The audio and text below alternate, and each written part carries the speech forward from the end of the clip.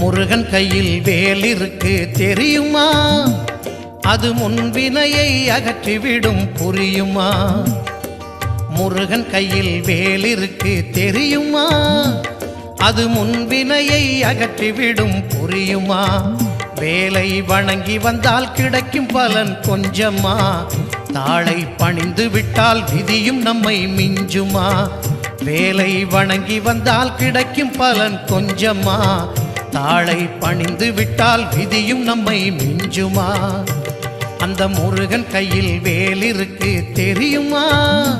அது முன்வினையை அகற்றிவிடும் புரியுமா?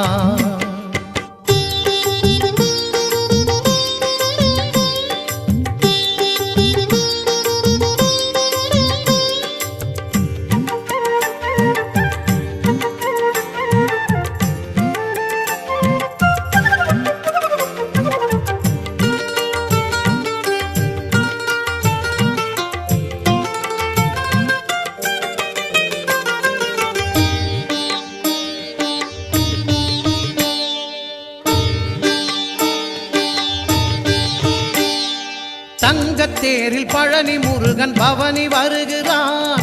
நம்பினோர்க்கு நன்மையெல்லாம் நாளும் தருகிறான்.